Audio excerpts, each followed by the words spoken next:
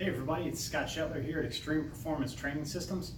In this video I want to talk about some of the different ways we use our belt squat machine for the strength and conditioning programs for our fighters or martial arts athletes and our grapplers here at the gym.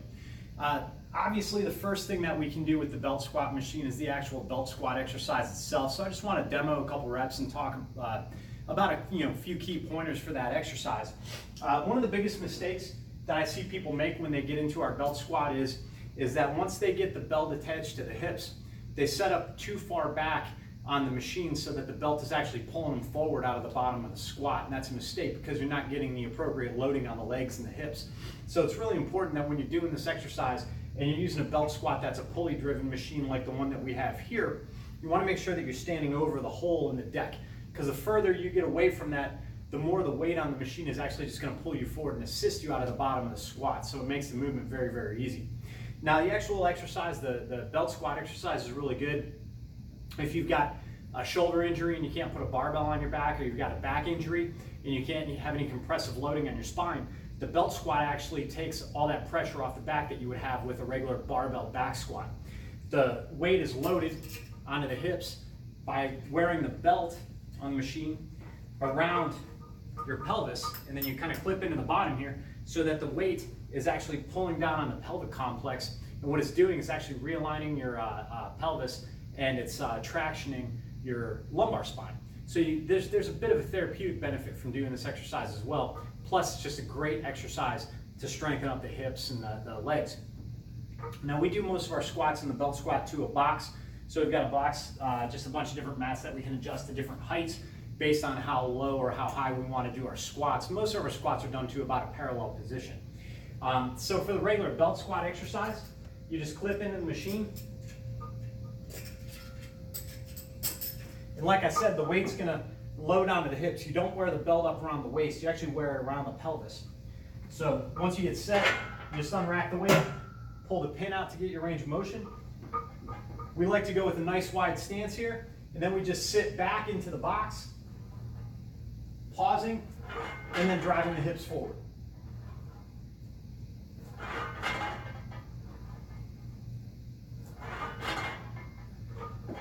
So it's a fantastic exercise for building strong, explosive, powerful hips, which is essential for pretty much any grappler, fighter, martial arts, combative sports athlete.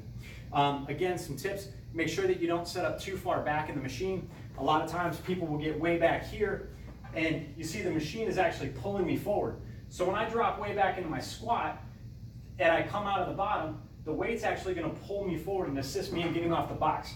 You want to make sure that you're standing right over the hole in the deck and that you're sitting back into the squat so that the load is more vertical on the hips and not assisting you out of the bottom.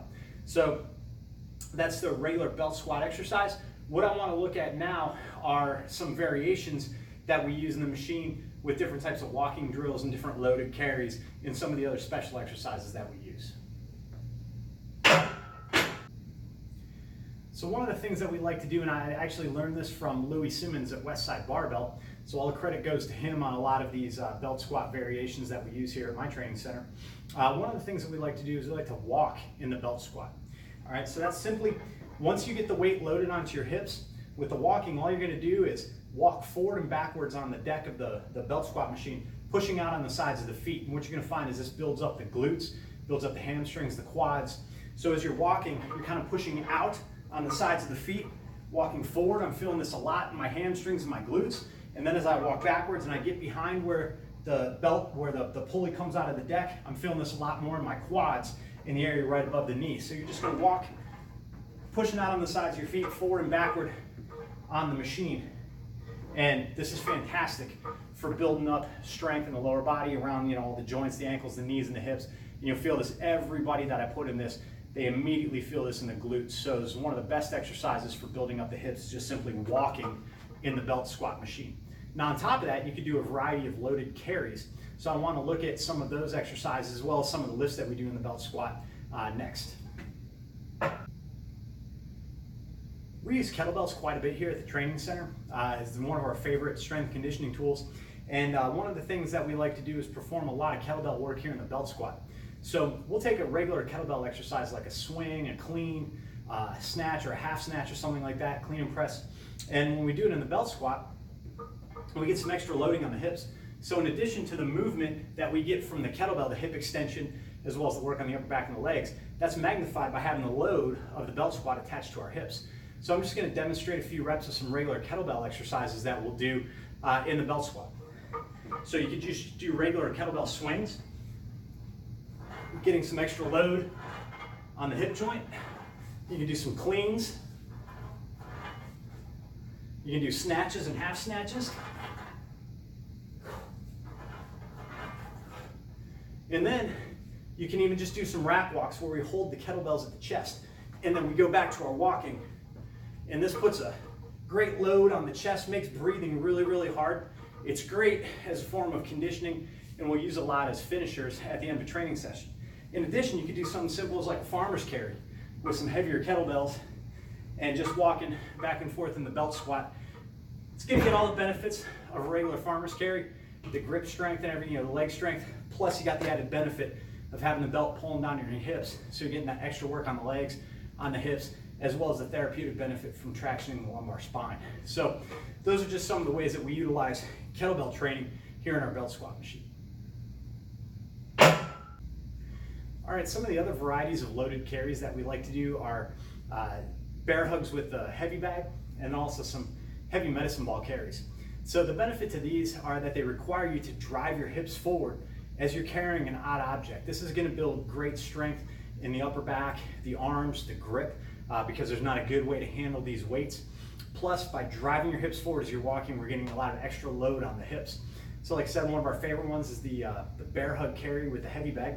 So we're just gonna get the weight in the machine loaded onto our hips. Then we're just gonna squat down, pick up the heavy bag in a bear hug, and then drive the hips into it, and then walking back and forth on the platform. Again, this requires you to drive your hips into the weight, putting a significant load on the hips. So that's just our bear hug carry with the heavy bag. One of the other things that we like to do is I like to do a heavy medicine ball carry. So we'll take a med ball, and you just kind of hold it here down at your hips, and you're going to drive your hips into the med ball as you walk back and forth in the belt squat machine. And again, this is just another way to really bring the hips into play and get a lot of extra load and on the hips, and to build up a very, very strong hip drive, make for some powerful legs and hips.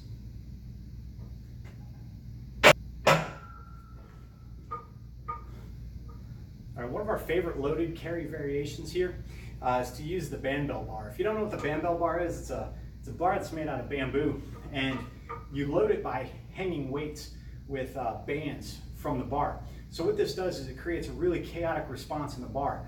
So a lot of times we use this for benching and different pressing exercises. So when you're pressing the weight, the weights are moving around on the bar, causing it to shake and bounce in all kinds of different directions. So you've got to use the stabilizers of the shoulder to keep that bar on the bar path. So it's great for building up joint integrity for the shoulders and the elbows and the wrists.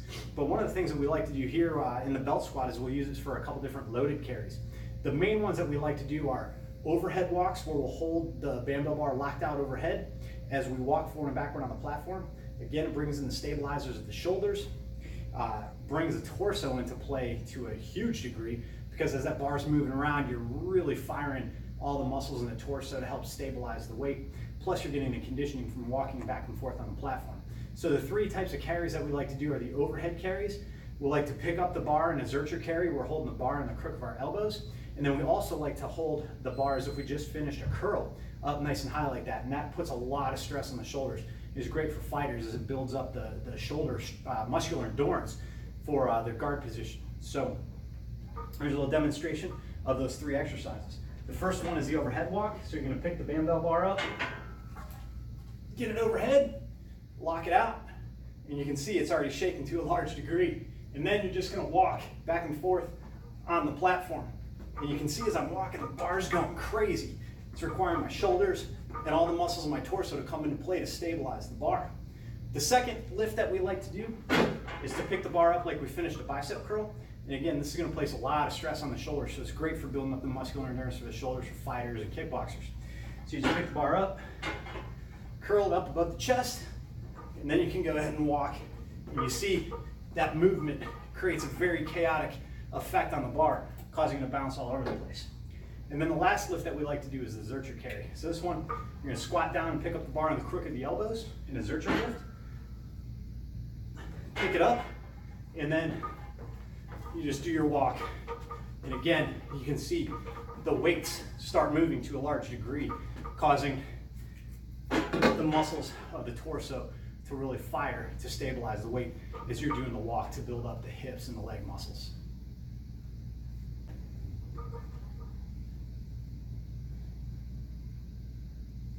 All right, a couple of last of our favorite exercises that we like to do, a little bit more specific for our fighters and our grapplers. One of the things that we'll do is we'll hook the swivel clip attachment onto the belt. What that allows you to do is spin without unwinding the cable on the belt squat machine. So this swivel clip just allows you to spin 360 degrees, which is great for people that want to shadow box. So one of the things that our fighters like to do, especially when they get ready for a fight, is they'll do 3 or 5 minute rounds in the belt squat shadow boxing, having the benefit of the weight bearing down on their hips. It builds tremendous leg strength and is a great way to get them, really specific conditioning, building up those same energy systems that they're going to utilize in the fight.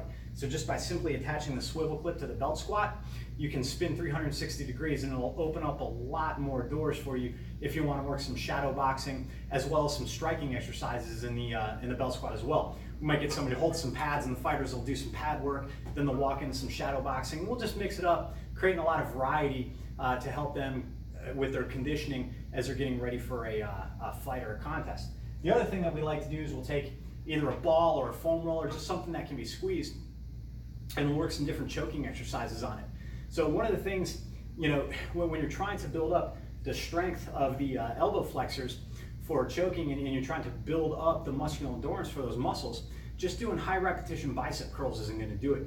You need to do an isometric exercise. So by using a ball like a football or a soccer ball, or even a light med ball or a foam roller, just anything that you can apply a lot of pressure into and create the same forces that you're using when you're trying to apply various types of chokes. You could do this while you're walking in the belt squat so that you're getting the conditioning and the strength and the muscular endurance work on the legs, building up the hip strength, but then you can also do some work isometrically to help build up specific muscles utilizing various choking applications and things like that as well. So these are just a couple variations that are a little bit more specific to our combative athletes that we like to work in the belt squat machine. But as you can see, the exercises there's just an infinite number of things that you can do in this incredibly versatile machine.